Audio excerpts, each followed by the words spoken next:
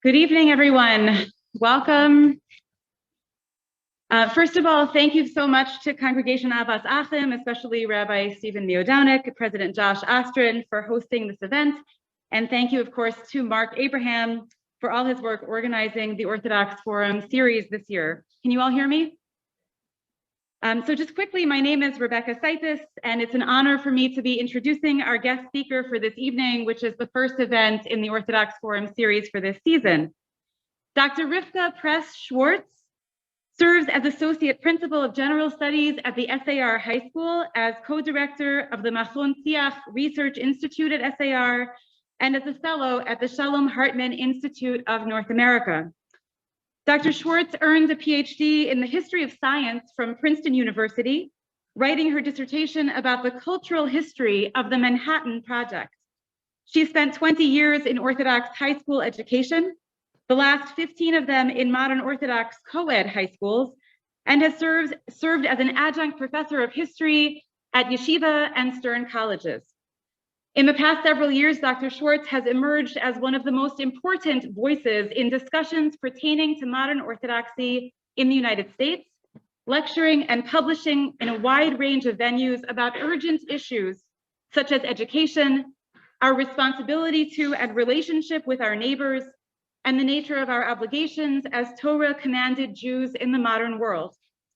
Tonight, Dr. Schwartz will be speaking on the subject of race, class, and American modern Orthodox life. Following the talk, she'll take questions. Please join me in welcoming Dr. Rivka Schwartz.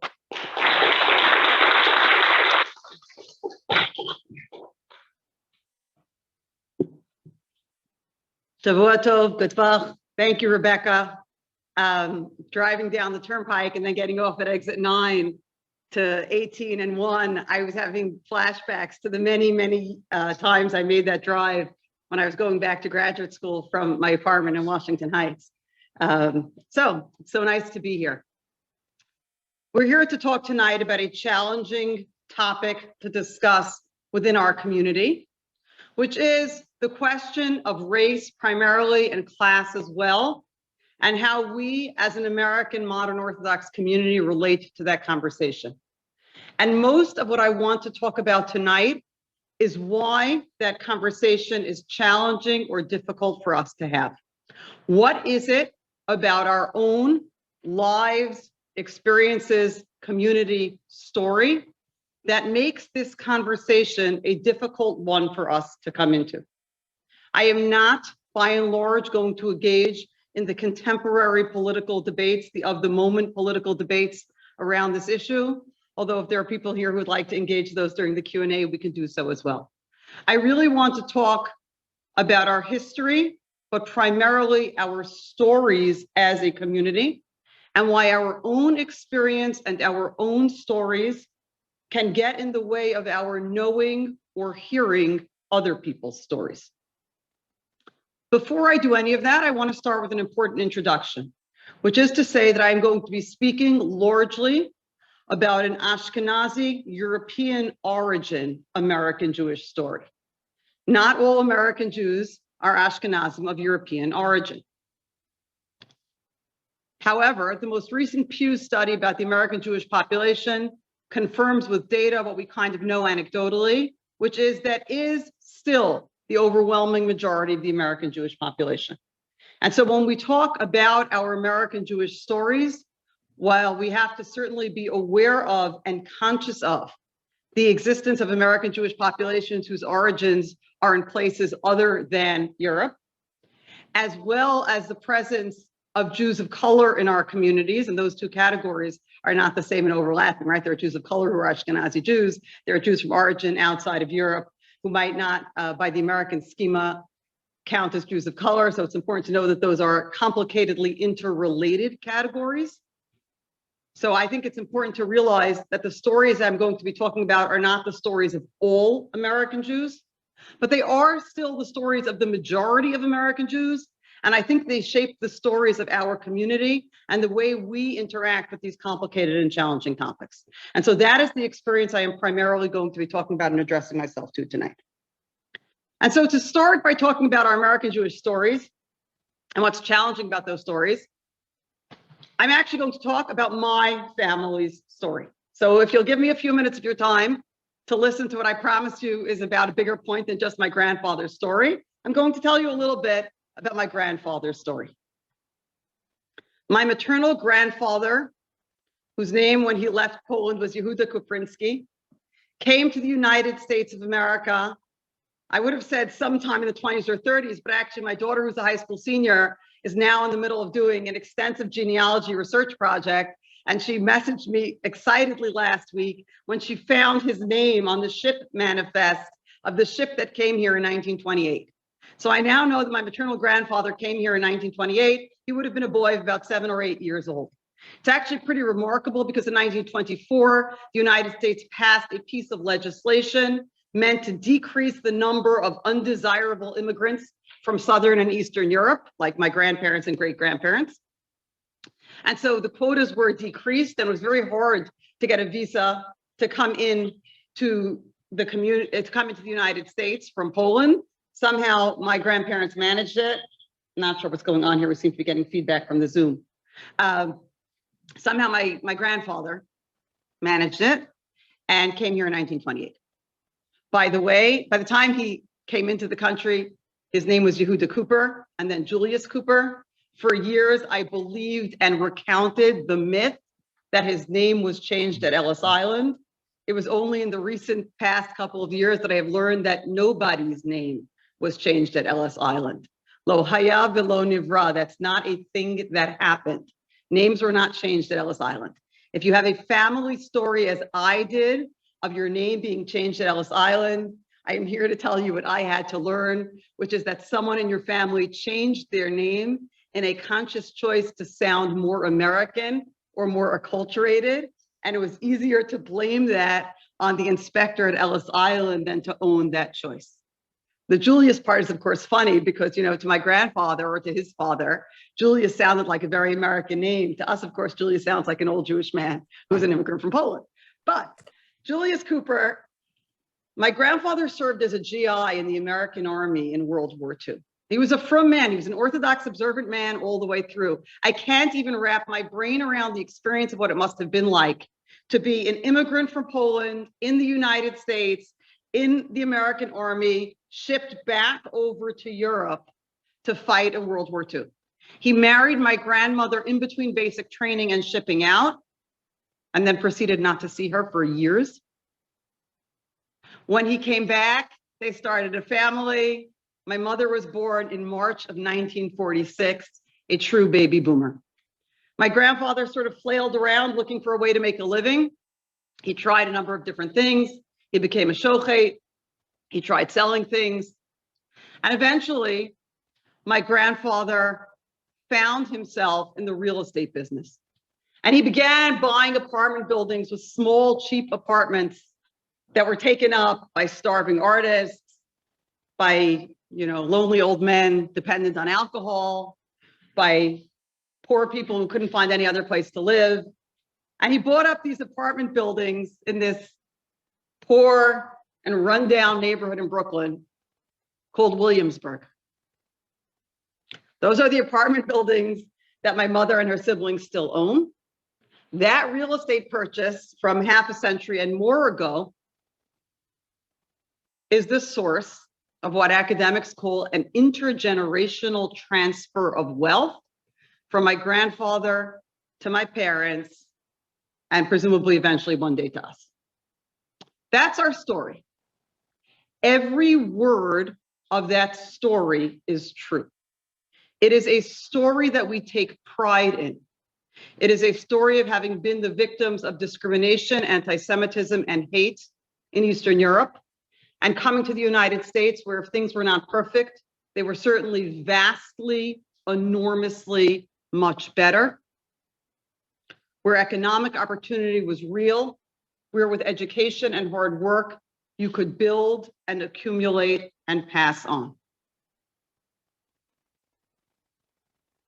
And if that's your family story, and it's a true story, and it's your family's experience, when you look around this country at other communities that haven't done the same building and accumulating and passing on, you can very reasonably say, why didn't they? Why haven't they? Why haven't they taken advantage of the opportunities that were afforded to them in America the same way they were afforded to me and my family in America? My grandfather came here with nothing. He could do it. It must be, and then we fill in all the it must be's. Why these individuals or communities must be at fault for their own lack of success, why it must reflect their lack of hard work or effort or investment. And so one reason I think why we as an American Jewish community have difficulty engaging, understanding with others' experience in America is because our stories, the truth that we lived and we experienced, get in our way of hearing or understanding other people's stories, other people's truths, other people's lived experiences. So now I want to tell you some other things that are also true. Here's something else that's also true. In the 1930s, in the middle of the Great Depression, Franklin Delano Roosevelt is elected president of the United States. He comes in not with a well-developed ideology of government, but just a throw everything to the wall and see what sticks approach. We don't know how to break the Great Depression that the country has already been in the grips of for years. We're going to try everything. Every program, every expenditure, every investment.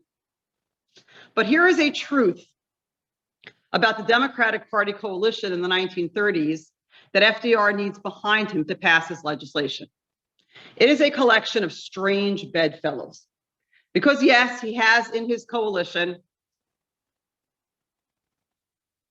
those who find themselves on the political pretty far left, wanting strong government action and a lot of government spending to break the back of this depression. Workers in the cities, the labor movement, again, various members of the political left, they are all Democrats. Here's who's also Democrats in the 1930s. The white supremacists of the solid South are all Democrats. Now, they're all Democrats for a simple, if somewhat strange reason. Abraham Lincoln was a Republican. In fact, he was the first Republican president. And so the solid white South votes Democratic, basically from the end of Reconstruction until 1964. 100 years almost. Votes for Democrats. But here in the 1930s is FDR wanting to do something a little different, wanting to spend a ton of money, wanting to start a lot of government programs, and he needs the votes of those Southern senators and representatives to get his legislation passed. And so a deal is struck. And the deal is very simple. We will back your bills if you do your darndest to make sure that Black people don't benefit from them. Those are the terms of the deal. Social Security Act is passed in 1935. Social Security Act is an old age pension system for elderly Americans. When I teach my students about this every year, I always tell them that Social Security was created because in the middle of the Great Depression, right? Grandma was stuck eating cat food. We don't want grandma stuck eating cat food, Social Security. The Social Security Act, as passed in 1935, excluded two classes of workers from its benefits. It excluded agricultural workers from its benefits, and it excluded domestic workers from its benefits. People who worked on farms and people who worked in other people's homes as cooks, nannies, maids, laundresses were excluded from the benefits of the Social Security Act. This was not a coincidence, and it was not an accident. They were the two lines of employment in which the majority of African Americans worked. Since the ratification of the 14th Amendment after the Civil War, you could not have legislation that explicitly discriminated on the basis of race. That's not allowed in the United States anymore. But if you're creative and you're determined, you can write legislation that discriminates on the basis of race without saying that it discriminates on the basis of race. Like, for example, you can pass a Social Security Act that grants benefits to elderly Americans if they have worked and paid into the system, but not if they worked in the agricultural and domestic service sectors. My grandfather served in World War II.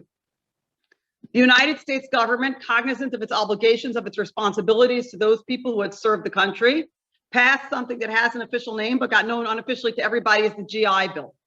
The GI Bill was our country making good on its obligations to men who had served this country in World War II. The two most important benefits of the GI Bill were education and housing. Education, the federal government would pay for you to get a post-secondary education. And housing, the federal government would back a mortgage loan so that these GI Bills would be better credit risks for banks to lend to, and they will be able to get mortgages and buy their own homes. To explain how this worked in practice, I go to that very important and scholarly source, the Disney movie Cinderella. I cite this scene all the time. It is really useful for illuminating a lot of things, but one of the things that's really useful for illuminating is the GI Bill. The letter from the prince comes to the Cinderella home, calling all eligible maidens to come to the ball. The stepmother and the two stepsisters, whom Disney names Drizella and Anastasia, are planning how they will go to the ball to win over the prince. Cinderella comes bounding eagerly into the room. Stepmother, the invitation says all maidens. Shouldn't I too be able to go to the ball? The stepmother smiles slyly, because that's what she does. And she says, yes, Cinderella, if you finish your work and if you find a dress, then you can go to the ball. And Cinderella happily skips out of the room, and Drizella and Anastasia are aghast.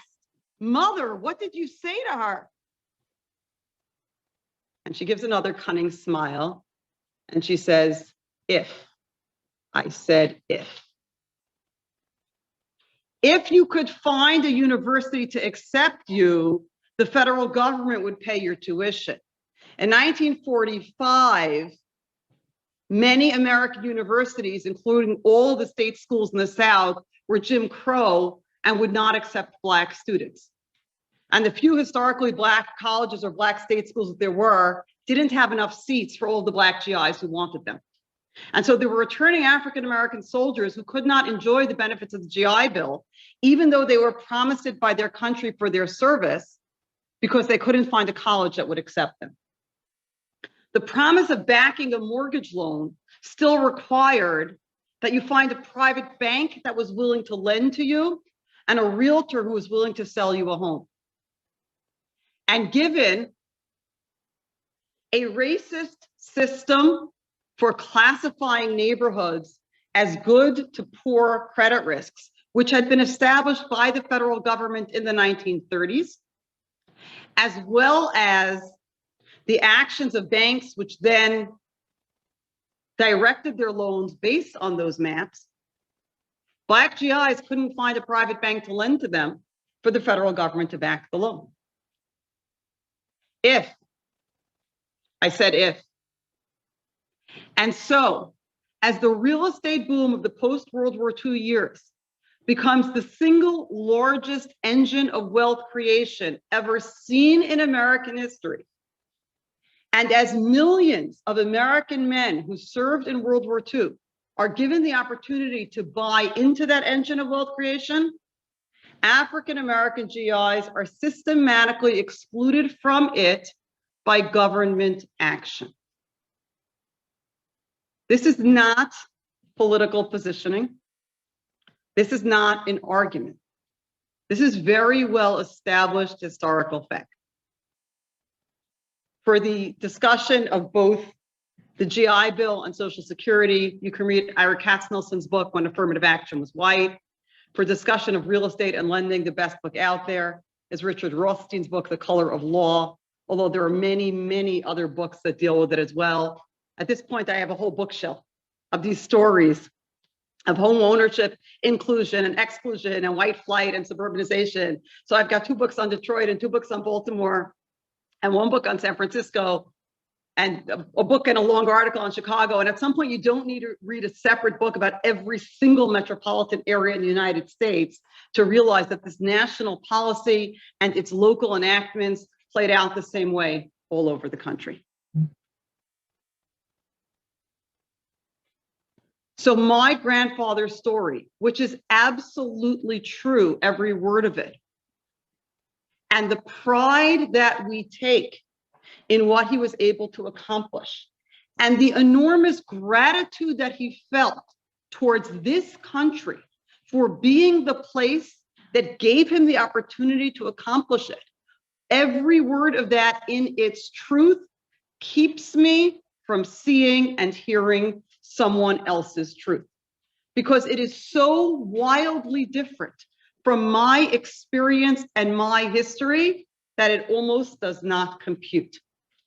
Before I tell you the story about does not compute, since it's the week of Thanksgiving, I'll just tell you that although I grew up in a right-wing Orthodox community where celebrating Thanksgiving is not something that's necessarily done, and in fact, celebrating Thanksgiving is regarded in some circles as halakhically problematic, my grandfather was insistent that we celebrate Thanksgiving. He was profoundly grateful to the United States of America for what it had afforded him. The promises of the Declaration of Independence were very real to him. Had he stayed in Poland in 1928, he would not have had the pursuit of happiness, and he would not have had liberty, and he would not have had life. And so it was very real to him that this was what the United States gave him and afforded him. And by golly, all the years that he was alive, we had to celebrate Thanksgiving. We had to get together as a family and do Thanksgiving, because for him, that was how he expressed or acted out his gratitude towards this country. But now I want to tell you one story about does not compute, among many that I could tell you. There's a great quote from James Baldwin that I should have looked up before I came here, where he says that American history is more beautiful and more terrible, and he uses a few more adjectives than anything we could ever say about it. We don't always learn the more terrible. There are a lot of reasons why we don't. We don't always talk about the more terrible. There's a lot of more terrible that we could talk about. I want to pick one episode. I want to pick one episode because it actually happens the same decade that my grandfather comes to the United States. And I want to pick one episode because I taught this in a class to 12th grade students, and a student pretty much accused me of lying to him in front of the class because he could not believe that something like this would happen in the United States. Because when we know our stories and our truths, a story like this just does not compute. And it's the story of the Tulsa Race Massacre. Now, it used to be that when I taught about the Tulsa Race Massacre altogether, again, I had a student 2 years ago accuse me of making it up. Between the 100th anniversary, which happened this year, 2021 is the 100th anniversary of the Tulsa Race Massacre, and the television show The Watchmen, which apparently includes the Tulsa Race Massacre as a plot line, there are now more people that are familiar with it. But I think it's worth spending the time on to talk about. In Tulsa, Oklahoma, there was a wealthy Black business district. The Greenwood district was known as the Black Wall Street.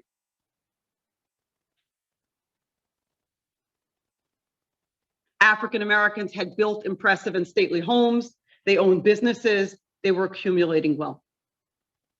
On a pretextual basis, it's always a pretextual basis, right? The accusations that you did something to provoke the pogrom is always a pretext. The white community in Tulsa in 1921, unleashed its rage on the Black business district of Greenwood. They destroyed every business. They burnt it to the ground. They killed hundreds of African Americans who were buried in mass graves in Tulsa. They ran many of the others out of town. A number of years ago, eyewitness testimony of the Tulsa Race Massacre was discovered, and it's now in the Smithsonian's Museum of African American History and Culture. I remember where I was when I saw the article giving us this testimony, because it is mind-blowing and unbelievable, but also true. A lawyer who happened to be the father of John Hope Franklin, who was one of the very, very famous and prominent African-American historians in the 20th century United States, was a witness to the Tulsa Race Massacre. And he described seeing airplanes flying over the Greenwood district, dropping incendiary, some kind of burning substance from the air onto the buildings to burn them from the top down.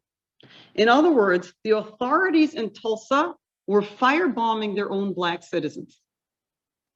This is 1921. Do you remember what year Kitty Hawk was? It's one of the first recorded instances of aerial bombardment in human history. And it's done by the local authorities in Tulsa against their own Black citizens. We know what to call it when marauders come through a community, burn the buildings down, murder, rape, rob, destroy. We call it a pogrom. The reason why my great-grandparents and probably your great-grandparents and most of our great-grandparents didn't accumulate wealth in Eastern Europe is because whenever they tried, somebody showed up and stole it or burned it down. For us, the United States is the land of my grandfather's story. It's the place where finally that wasn't going to happen. We were going to be safe and secure, not perfect, but safe and secure. And we were going to be able to build, accumulate, and pass on wealth. I cannot compute when you tell me that this same country that my family came to escape pogroms was inflicting them on somebody else. And so I had a student in class who basically said to me, I think you're lying to us. I don't think this ever happened. And then, because it's the wonderful world of Wi-Fi and Google, he starts looking it up in class while I'm teaching. And then his jaw drops. This really happened. This is the thing that actually happened. Yes, it is the thing that actually happened. Why didn't they tell us about this in school? Honey, you're sitting in school and I'm telling you about it. You're right, it's not part of the 11th grade history curriculum. That's like a great question and a very loaded and complicated topic today, right? How do we teach about American history? But you're right, you didn't learn it in your 11th grade history curriculum. Here we are in 12th grade, I'm teaching it to you.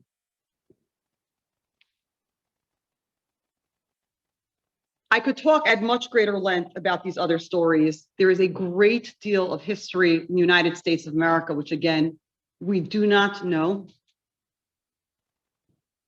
We don't think about. Maybe I'll talk about one more thing just because I think it's important to realize that there is this large history. And you can say we slotted in, right? If my grandfather came here in 1928, I came here, or at least some parts of my family came here. After a fair amount of this history had already happened. Maybe it makes sense we don't know about it. We weren't here when it was going on. But if we are living in the country that was created and shaped by this history, at some point we have to learn and know about it. So I'll tell you about one other thing. The number of examples that we could talk about is pretty much endless. But I'll talk about one other thing because the idea that there are some people that the law binds whom it does not protect, and some people whom the law protects that it does not bind, is essential to understanding the history of race in the United States. So I want to talk a little bit about lynching. First of all, lynching doesn't mean hanging, I tell my students. Lynching means extrajudicial killing, killing outside the frameworks of the law. Lynchings were very often hangings, but they weren't exclusively hangings. Second of all, lynchings were not local and accidental and occasional. Lynchings were part of a broad strategy of terrorizing the population. The Equal Justice Initiative has documented at least 3,000 lynchings in the United States. And that's the number they've documented that they have definitive evidence of. Number three, perhaps the greatest myth about lynching is that they happened under cover of night in darkness. No one ever knew who did them. In fact, that was so widely said in newspaper stories about lynching that Philip Dray, in his book about lynching, titles his book "At the Hands of Persons Unknown." Right? So-and-so was taken and killed at the hands of persons unknown. We know that isn't true because lynchings were often documented in photographs.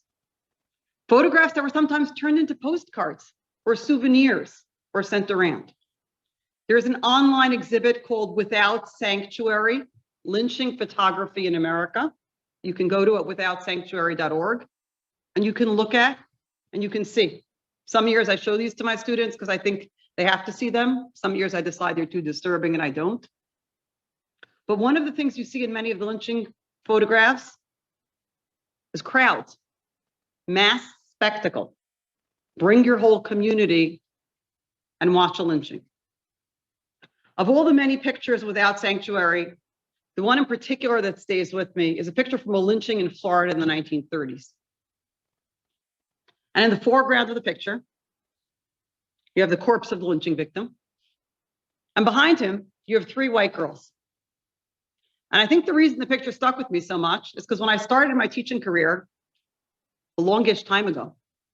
In the early 2000s, it was still totally possible that those white girls were grandmothers somewhere in Florida, that those women who had been young children, who had come to see the fun spectacle of a lynching, were still alive, voting in this country we live in.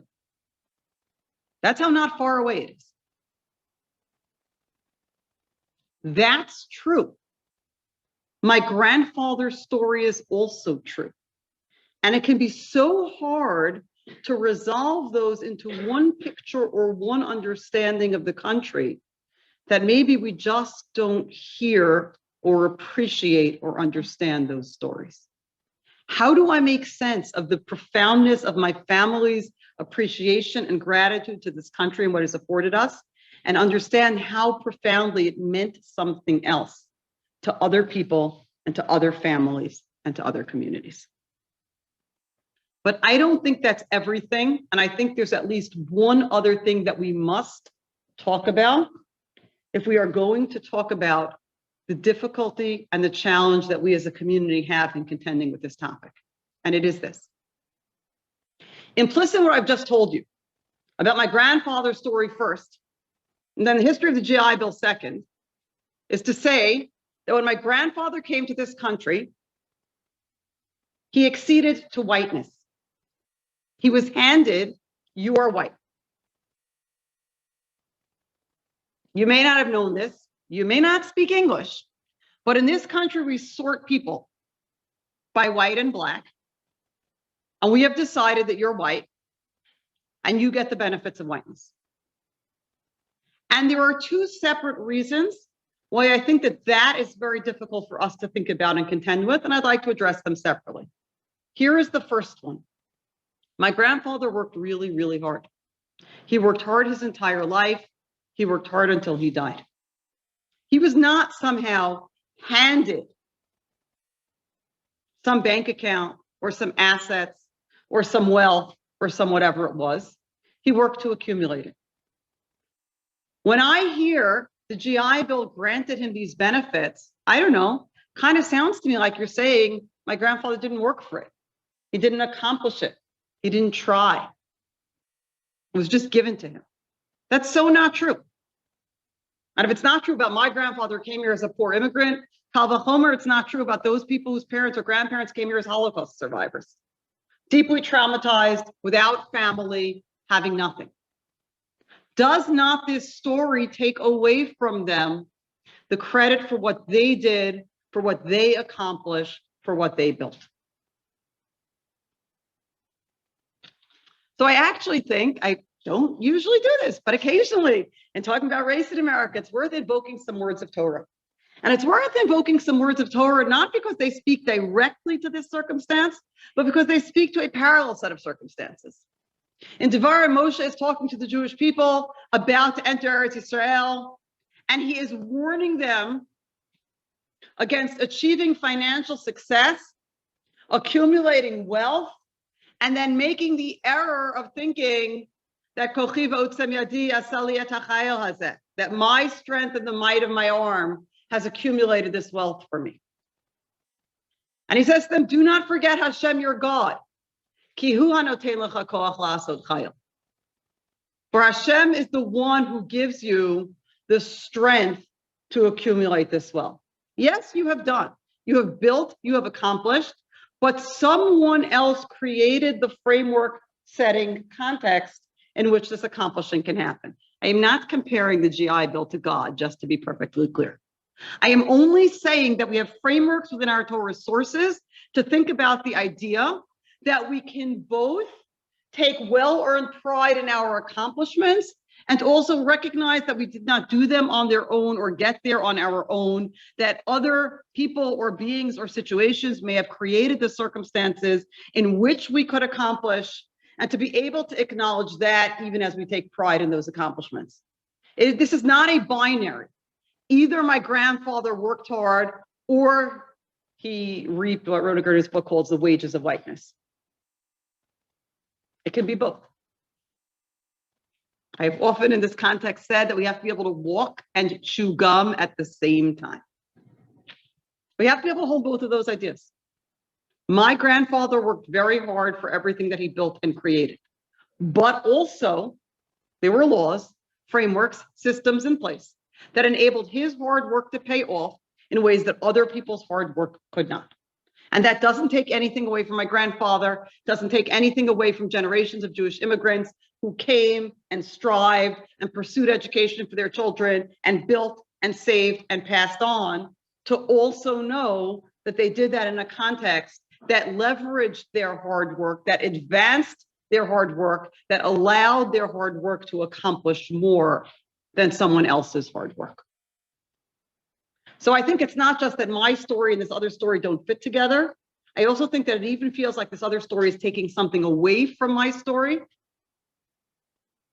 And if there's one thing I would like to communicate to our community about this, it is that to know these truths and to take in these truths and to assimilate these truths does not take away anything from what the generations that came before us built and accomplished. They did, they built and accomplished.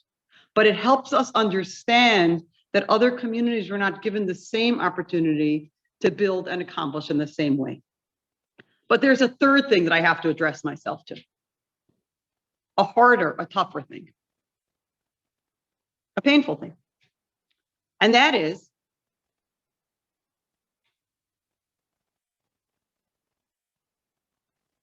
even in the United States, as good as things have been, as welcoming as things have been, as accommodating as things have been, and the history of Jewish diaspora, there has not been a galut as welcoming, as accommodating as everything else as the United States of America. Even with all of that, things are very far from perfect. And for many of us, it feels like things have gotten significantly farther from perfect in the past number of years. And it is therefore very hard to hear a conversation or an approach to thinking about these issues that asks us to think of ourselves and our parents and our grandparents as inheritors of some sort of advantage in American society, when we right now are living in a country in which our shuls and our schools have ever increasing armed presences around them, in which Jews have been attacked for being visibly Jewish in Times Square and in Los Angeles, in which we watched young men carrying torches march through an American city chanting, "Jews will not replace us," in which a shul in Pittsburgh was shot up during davening on Shabbos morning. And all of us feel that sense of vulnerability and maybe even fear in a way that I have to tell you, as a kid growing up in New York City in the 1980s, I did not feel. I remember at some point seeing images of European shuls with armed guards outside them and thinking, that's insane. How do people live that way with armed guards outside their shuls? I walk into my school building every day through the gate that closes and locks, past the guard with a gun, wearing my ID so everybody knows I belong there. And on that Motzei Shabbat in August of 2017, we had been away for Shabbos. I was driving home, we were in the car, and I turned the radio on, and I heard what was going on in the world and what they were talking about Charlottesville, and I turned the radio off because I didn't want to scare my children. The first time I can remember as an American feeling like letting my children know what was going on in this country was going to be scary to them, and turned off the radio. So in that context, and that reality, and that is also true, it can be very, very hard to hear somebody say to you, there is a racial schema in this country, and there are advantages to whiteness, and the most of American Jews who are of European and Ashkenazi background, we code as white. My grandfather got the GI Bill. However, they liked him in the army because he was Jewish. They didn't like him in the army because he was Jewish. He had stories to tell. At the end of the day, when the GI Bill benefits were being handed out that way, he was eligible for them, and Black GIs who served couldn't get them. I mean, technically they could get them, if. I said if.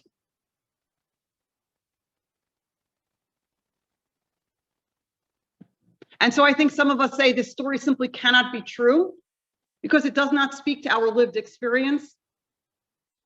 to our anxiety, maybe to our fear.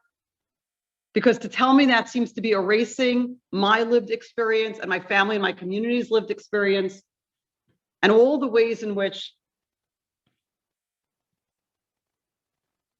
I still feel like a member of a visible minority, and I still worry about how, as a member of a visible minority, I may be targeted just going about my life, certainly going to my shul or my school in the United States of America in 2021. And again, I think this calls for us to realize that there is complexity here, that this is not a simple yes or no. Just like it's not a simple, my grandfather worked hard or he didn't work hard and he was handed everything on a silver platter. That's not the answer here. It's not a simple yes or no. We are vulnerable to anti-Semitism. And the most of us who are Ashkenazi Jews of European background have the benefits that the United States of America conferred upon people that it labeled as white. Both of those things can be true. Both of those things can be true at the same time. Sometimes I've had students tell me that they do not consider themselves white. As Jews, they don't think of themselves as white. I struggle with that as a history teacher because, again, when it came to the GI Bill, and so I've started to use the term white enough. We're white enough. When the cop pulls me over, I'm white enough. I've had interactions with police officers that I know I would not have had if my skin color were different. They would have gone down differently.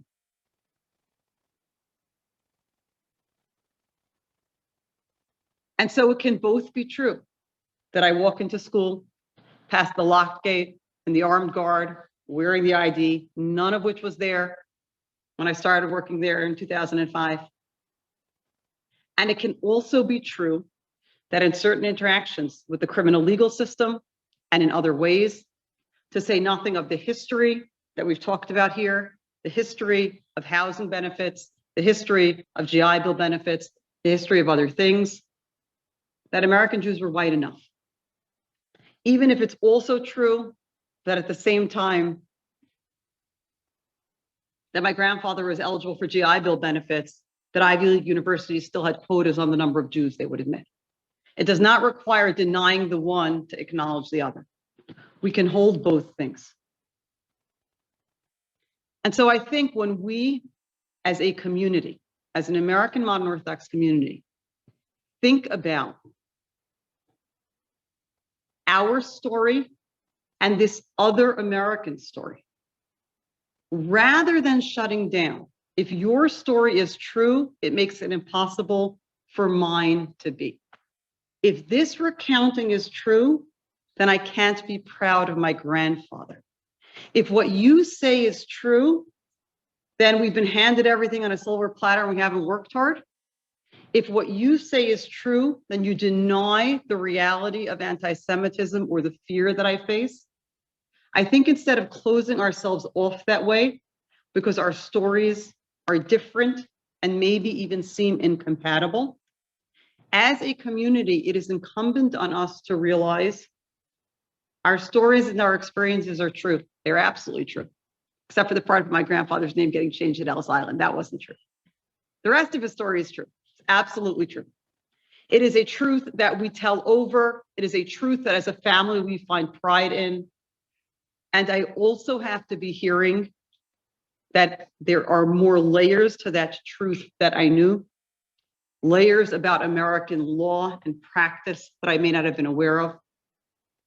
I have to be open to hearing that my family's truth is not everyone else's truth, and the factors that made it true for me and not true for everyone else are salient and important for me to understand. And I need to hear that multiple overlapping, maybe seemingly conflicting things can be true at the same time. That our American Jewish community can both have been the beneficiary of advantages in American society and also in some ways be vulnerable, maybe even more vulnerable than we felt 15 or 20 years ago.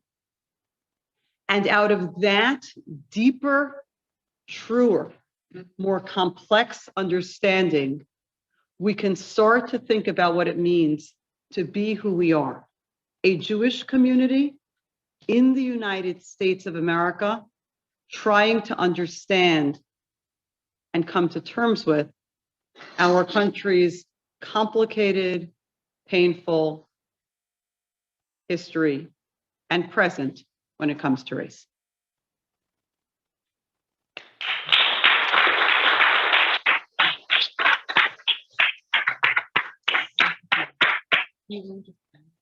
Sure. Questions? Absolutely. You'll feed me questions from the Zoom chat. Yes, sir.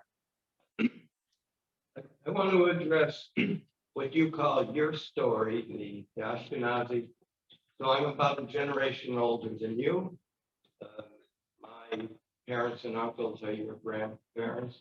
So I grew up knowing that era. They all ended up doing well, like just as well as yours. But there were uncles that had trouble getting into good colleges because he was Jewish. He was a PhD chemist, and there was plenty of restrictions all through. There was generation just before me, housing, good private schools were very hard for Jews to get into. So we had to build our own camps and make our own banks to do things. I said university. Yeah, we need Brandeis. When you tell our story, don't make it too good, because maybe you said we were white enough, but not totally white. They knew we were Jewish. There was no question. We could change our name from Norinsky to Norin, and they still knew my wife's. Had to go from Cohen to Cowan to be in the Irish neighborhood of Boston. Don't make it too, when you tell the story, make sure you tell the whole thing. Thank you. So I will say again, as I've said before, as I acknowledge the quotas in colleges and universities, but there absolutely was anti-Semitism in the United States. In my work on the Manhattan Project, one of the things that I came across, my dissertation research, was how much anti-Semitism the FBI and the Army directed towards the Jewish scientists who worked on the Manhattan Project in frankly anti-Semitic terms. In their own files, they were completely not hiding it. He's a Jew, he lives in a Jewish neighborhood, he does talk like a Jew, he doesn't talk like a Jew, he does act like a Jew, he doesn't act like a Jew, the whole business. The assumption that association with other Jews, the Army in general assumed if you hung out with too many Jews, you're probably communist, because Jews are communists, and people who hang out with other Jews are probably also communists, and if you live in a Jewish neighborhood, you're probably communist. There's a lot of stuff like this going on. All of that is true. There is virtually nothing. I say virtually nothing because there was one lynching of a Jewish person in American history in Georgia in the 19-teens. There is virtually nothing in American history, in American Jewish history, with the social exclusion and with the discrimination and with the university quotas that parallels what's going on in African American history at the same time. And that is why it's important to know all of these things. We could sit here all night and into tomorrow morning. We could talk about convict leasing. We could talk about the sexual assault of Black women with impunity that was never punished by the law, murder of Black people that was not punished by the law, the exclusion of Black people from voting, from jury service, from all kinds of things. Again, absolutely, all the things that you have mentioned were true. The social discrimination, the employment discrimination, the need for Jews to go to public universities or found their own colleges. It's not that Harvard or Dartmouth wouldn't take them, they just didn't want to take too many of them, because you know how those people are.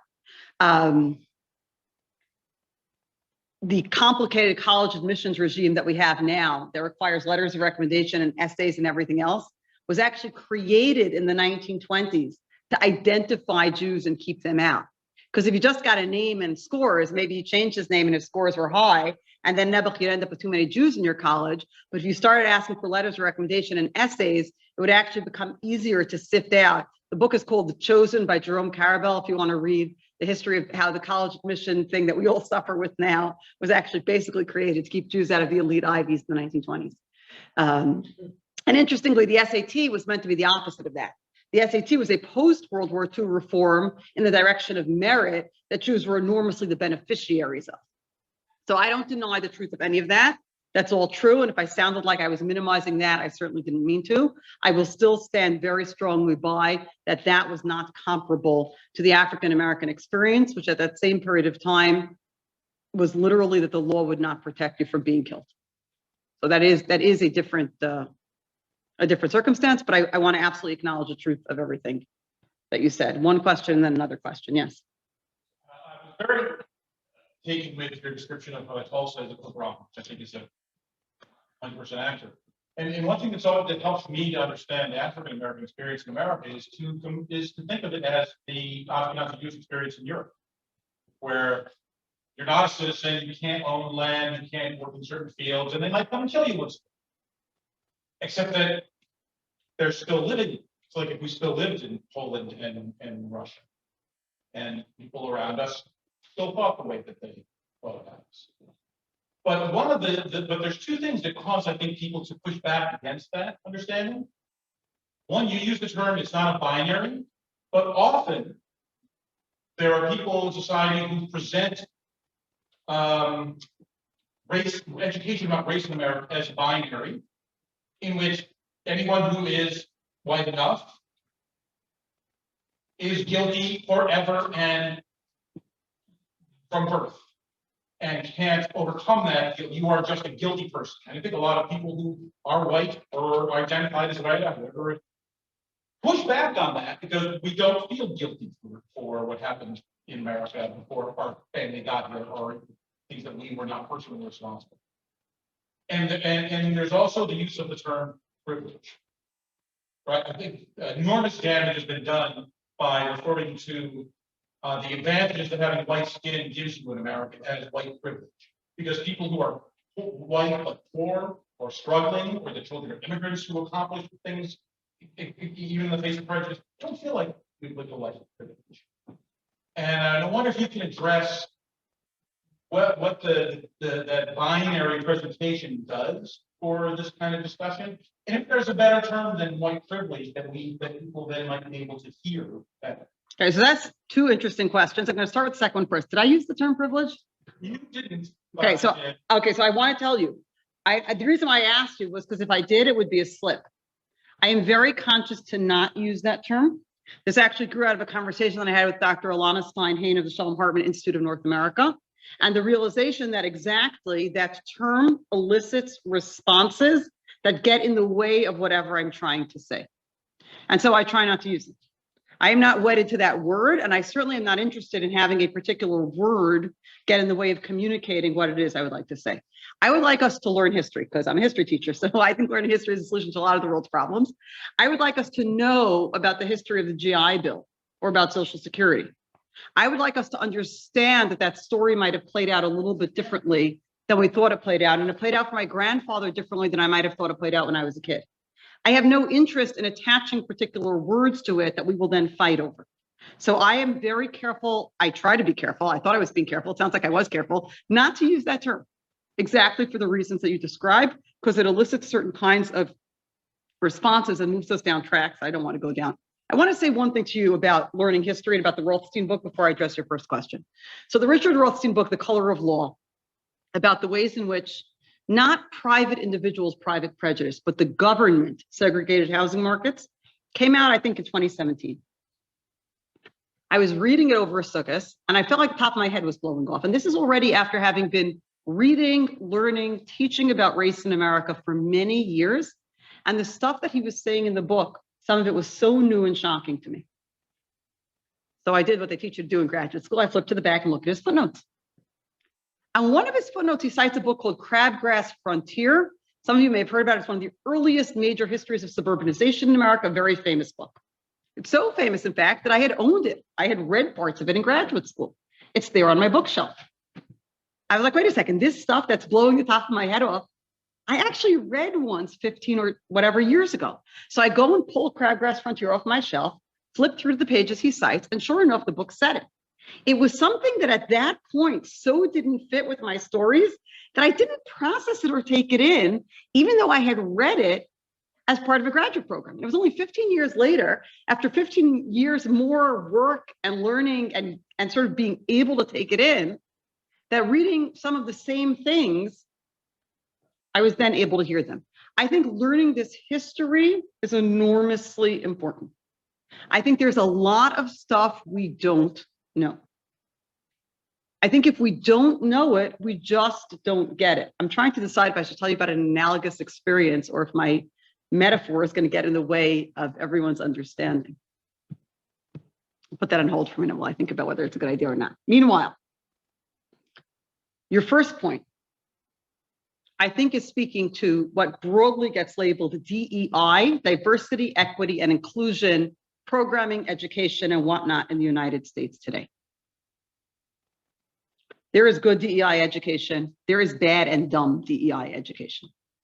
Basically, in the enormous explosion of the market for educating around diversity, equity, inclusion that has happened, especially post-2020, the murder of George Floyd and the protests that attended to that murder, everybody and their brother-in-law is hanging out a shingle saying, I do DEI education. There's no training process. There's no vetting process. There's no boards and licensing. This isn't becoming a doctor. You want to say you do DEI education, you do DEI education. Now you're a consultant. Now you can charge whatever $100 an hour to do. And it is easy to find and seize on bad examples. I promise you this happened to me once. I was in a meeting with somebody not from my school, from outside my school. And we were talking about ways to positively reinforce and encourage students.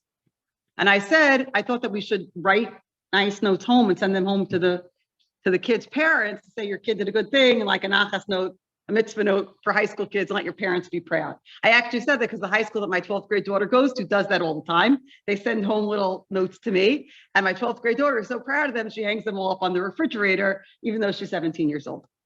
And the outside person I was speaking to said to me, that's white supremacy culture. I was like, right, writing notes home is white supremacy culture. Making a fancy note on stationery that you send home from the school rather than just quickly jotting down a note by hand that you'll do sooner is white supremacy culture. I said, okay, moving right along, right? So there's plenty of people who are going to tell you that sending home a thank you note. Here's the problem. We are sometimes letting the response to that silliness get in the way of learning about the Tulsa race massacre or lynching or convict leasing, or 10 other things that we haven't talked about here. I don't want to do DEI education. I want to learn American history. And if people are doing bad DEI education, that doesn't invalidate learning about American history. Yes, if people are doing bad DEI education, we should stop. But there is American history here that a lot of people don't know. They don't know how the Social Security Act was written. They don't know how the GI Bill was written. They don't know how federal housing programs were run. And that's stuff that we need to learn and know. And I don't really want to get into, I'm not defending everything that gets done under the heading of DEI in every school and corporate office across America. Some of it's good, and I'm sure some of it's dopey. But what I don't want is that dopey DEI then becomes an excuse for us not accurately and honestly thinking about and understanding American history. Yes. Oh, you have a question from the... Okay, I'm sorry, then I pulled on you and then you. What about the narrative that tries to reconcile the conflicting stories of Jews and Blacks by painting Jews as part of the oppression of Blacks? This narrative seems to be becoming more prevalent. So it seems like there's a lot of discussion here, I think, that's focused on kind of contemporary discussion of these issues. And I want to acknowledge that in contemporary discussion of these issues, things get very hard and very painful very quickly. And we haven't even brought up Israel, right? We haven't even brought Israel into this conversation.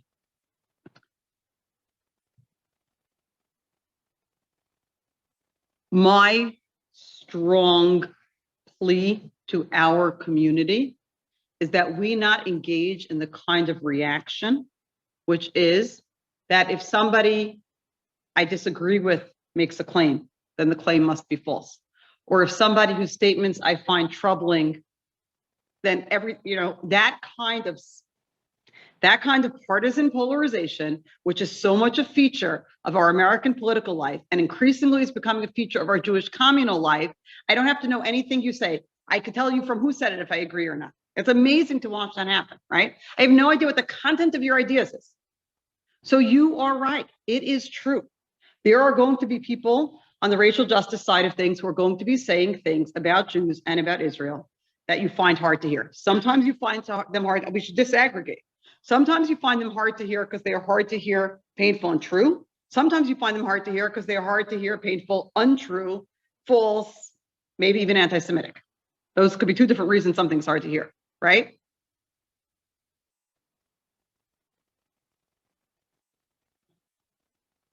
I mean, there's a great book by a woman named Beryl Satter called Family Properties, which is about her own family's history, owning homes and renting out homes in and around Chicago. And she talks about this to some extent. She thought of her father as this noble, benevolent person, kind of renting out homes and caring for the people who were renting the home, the people of color who were renting the homes for him. And then she kind of finds out that he was regarded as the slumlord. She's like, oh, right? I didn't think that was my family story. So sometimes there are stories that are hard for us to hear because they give us a perspective that's different than our own that might be true. And sometimes stories are hard for us to hear because they are false or they're even anti-Semitic. All of that is true. I don't want us as a community to end up in this reactive kind of crouch where because things are said that are wrong or untrue, therefore we end up doing this. I'm rejecting a deeper understanding of American history. And that doesn't mean that we don't have to push back against things that are false. It doesn't mean we don't have to push back against things that are anti-Semitic. It might also mean that we have to sometimes take in things that are challenging or difficult and rethink what we think about our grandfather's real estate holdings from the perspectives of the people who lived in them. I haven't gotten to that point yet, but maybe that's also a thing to do. But I don't deny any of those contemporary political realities. I just think that there is a great deal of history here for us to know and contend with. And whatever people are saying in contemporary politics, one way or another, doesn't change. Not the realities of the GI Bill, not the realities of suburbanization in the 50s, 60s, and 70s. And some of those are things that we need to know and think about, even as we full-throatedly resist, anti-Semitic characterization of when someone starts with the Rothschilds are pulling puppet strings all over the world and manipulating yes, right. Those are as problematic as we know they are. We have 1, 2 people, and then I guess a third if we have time. Yes.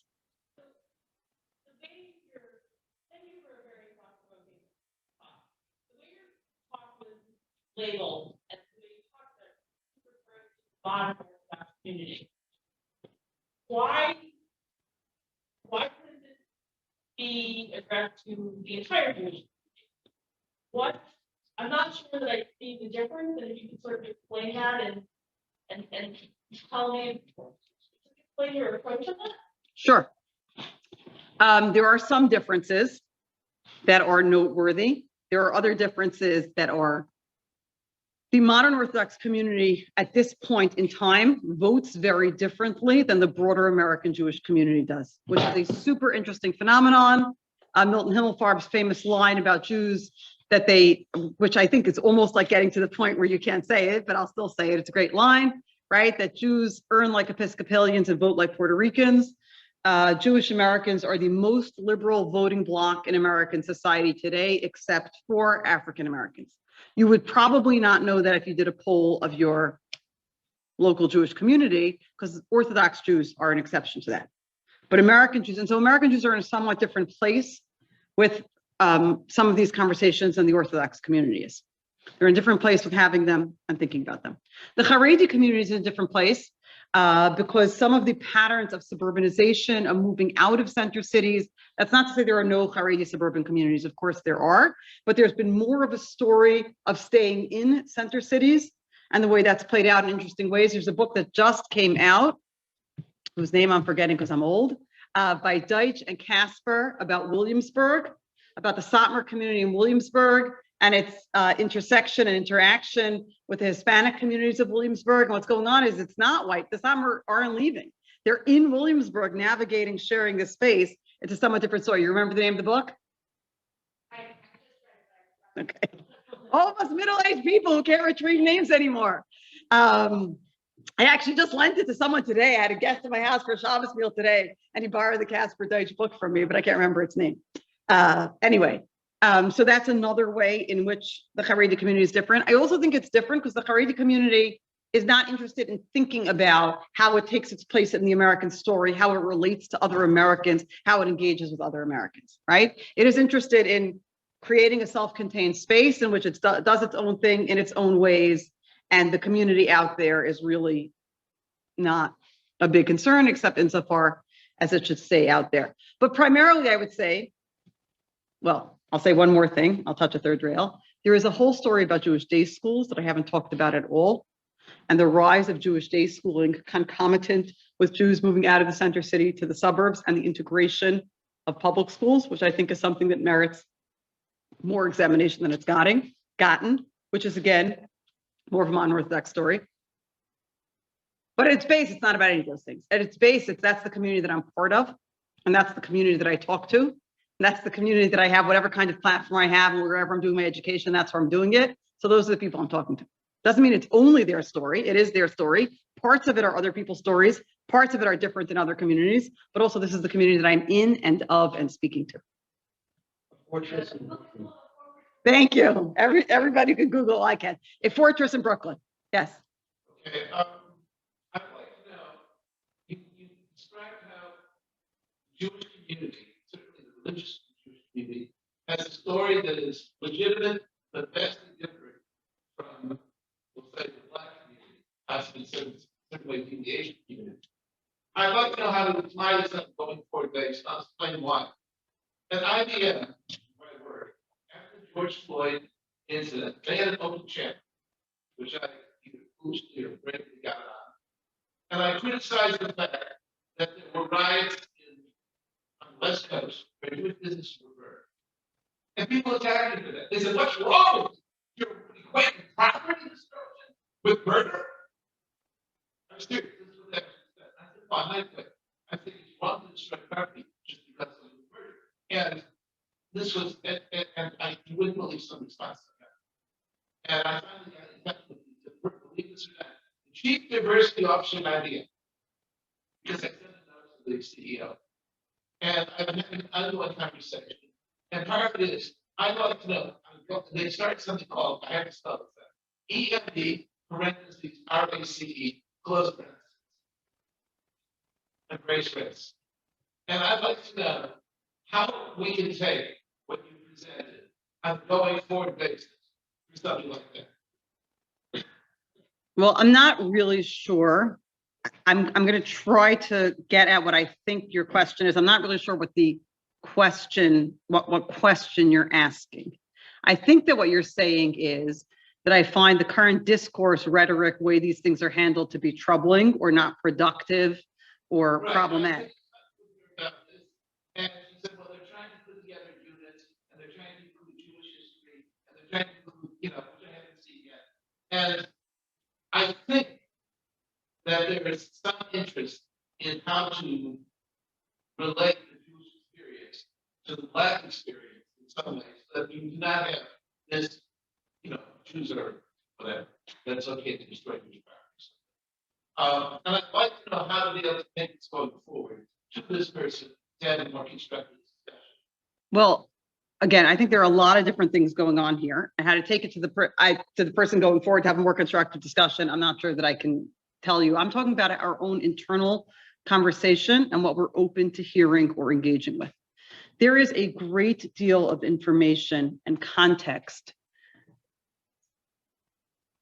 which I have not at all remotely touched on here in terms of the context of the conversation about violent responses in the streets, protest responses in the streets, property destruction. There's a whole other set of histories and discussion of this, starting probably with the Kerner Commission report in the 1960s, the book just released by Yale historian Elizabeth Hinton, America on Fire. There's a whole other separate discussion of this, which we didn't even get into here. I'm not sure that I'll regular hot having this conversation. I would say something different, okay? Can I say something different? Which you are free, of course, to like or not like. I don't know how IBM should go forward. And I don't do DEI work, not in corporate, not in educational settings. I think I've been pretty clear about that. I teach American history. I think there's a lot of American history we don't know. I think there's American history, and we start talking about the history, again, which I haven't really spoken about at all today, of a police and law enforcement and the criminal legal system. I don't think we begin to apprehend the ways that some American communities are living in relationship with police in ways that we cannot imagine. Again, the Kerner Commission report from the 1960s already documents this. This is not a chiddush. This is not news. If I started now, I would never stop. John Burge in Chicago was a police officer in Chicago who was running a black site torture site in Chicago for something like 20 years. People who were picked up and arrested for crimes in Chicago were disappeared into a torture site. And when I say black site and disappeared, I mean, it wasn't on the books. They weren't officially there. Their families could not find them. They were not provided with legal representation because the place they were in officially did not exist. They were tortured until they confessed. And Burge won awards for clearing so many cases because he got so many confessions. B-I-R-G-E, you can look it up if you think, like my student did, that I am lying to you. If you are an American who knows that members of your community are being disappeared by the police and tortured, that they have no 4th, 5th, 6th, or 8th Amendment rights, that anyone is bound to respect, your relationship to law enforcement is going to be very different than mine or yours is, where I tell my kids, if you're lost and you're in trouble and you're whatever, the police officer is your friend. In Baltimore, the Gun Trace Task Force was a police operation that was meant to trace illicit guns in Baltimore. It was a criminal gang, full stop. You can read the Department of Justice report on the Gun Trace Task Force, the book that just came out on the Gun Trace Task Force. I also can't remember the name, but there's a book that just came out about the Gun Trace Task Force. And when I say a criminal gang, I mean robbing people, planting evidence, stealing money. This is what a police unit was doing in Baltimore. There are actually some people, now it doesn't happen that often, but there are actually some people who were arrested for their work on the Gun Trace Task Force. What that means is that in communities that have lived that way, their relationship to law enforcement is vastly different than mine. And that too is part of the history and the context that I need to know, which all gets me to my point. I think a lot of it, and I say this as somebody who has these conversations all the time about women in Orthodoxy, I think a lot of it is about what is the dependent clause and what is the independent clause. There is a world of difference between saying, we have to make as much room for women within Orthodoxy as possible, but there are some things that halacha doesn't allow. And between saying there are some things that halacha doesn't allow, but we have to make as much room for women within Orthodoxy as possible. There is a world of difference between saying nothing justifies looting or burning down buildings, but the murder of unarmed Black men by police has to stop. And between saying the murder of unarmed Black men by police has to stop, but nothing justifies looting or burning down buildings. That's not an answer to your bigger question about where IBM goes with its diversity, equity, or inclusion efforts. But in terms of how we talk about it and how we think about it and how we communicated about it, I think, again, if we really understood how other communities' experiences are different than our own, and then we thought about what we are making as this is the non-negotiable, and yes, also that, in our sentences, I think that would be a place to maybe start to have a more productive conversation. There was the gentleman in the back who had raised his hand. Is the solution discrimination against Jews? That's dependency, and that's usually we as Jews that definitely says that we should have we have a college here down the block. And, yeah, a lot mixed Jewish population, but that discrimination is weak. And no one wants to point to the back. Wait, one second. I'm not sure what's being referred to. Are you talking about affirmative action in college admissions? Is that what we're talking about? No.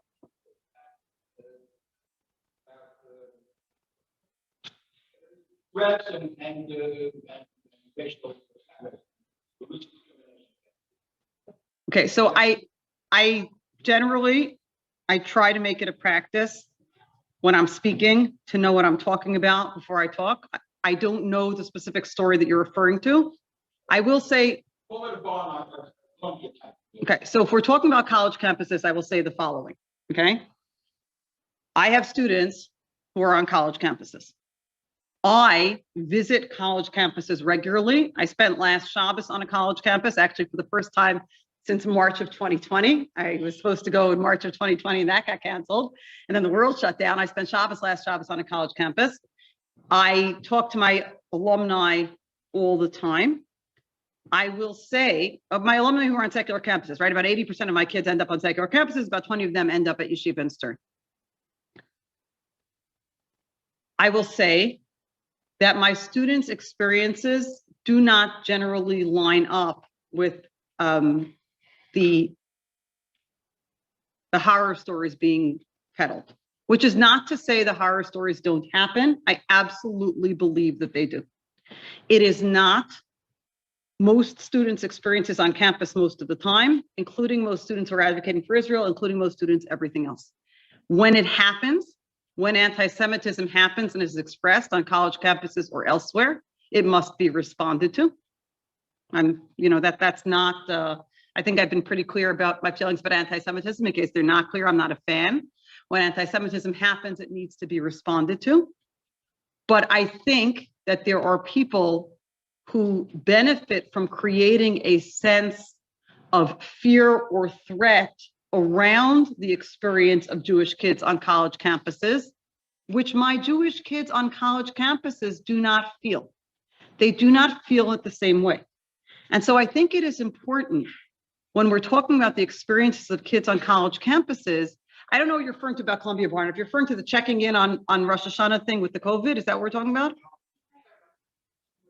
So there was a whole issue on the Barnard campus on Rosh Hashanah where they said you have to check in with some COVID app every day. And the Frum kids said, we can't check in on Rosh Hashanah. And they said, well, tough. I mean, it was like hysterical because some college administrator sent an email saying, tough, it's pikuach nefesh. You have to check in on Rosh Hashanah. And everybody was like, lady, we didn't ask you to paskin for us. We told you we can't check in on Rosh Hashanah. And the Frum kids said, we can't do this. And they came up with a workaround and the Frum kids were fine. Was it insensitive and dopey to say to the Frum kids, you have to check in on Rosh Hashanah and we're going to call it pikuach nefesh? Of course, it was insensitive and dopey. Was it fixed right quick? It was fixed right quick. Did the Frum kids have to check in on Rosh Hashanah? It's not like it was in the 1950s where, tests were given routinely at elite universities on Shabbos. And if you told them you couldn't take them, they said tough stinks to be you. But if you're talking, wait 1 second. But if you're talking about, Israel conversations on campus and how they play out, that is a complicated thing. It's not our topic here. Don't really think I'm going to get all the way into it tonight, except to say that two things can be true at once. When we experience anti-Semitism, we need to respond to it. We need to take it seriously. We need to respond to it, by the way, whether it comes from our political allies or those with whom we are not politically allied.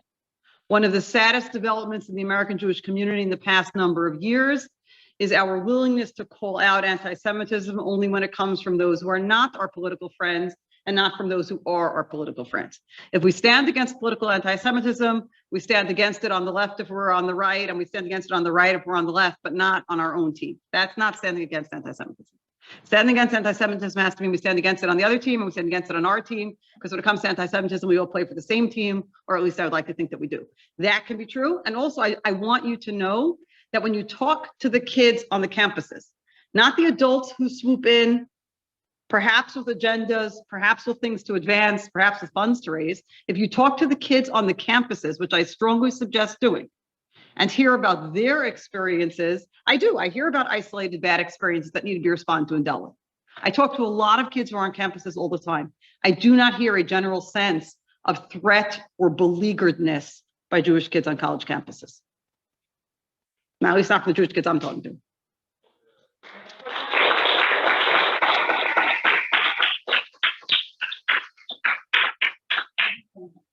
Thank you, everyone, for coming. You are very welcome. If there are people who still have questions, I'm not raising any right now.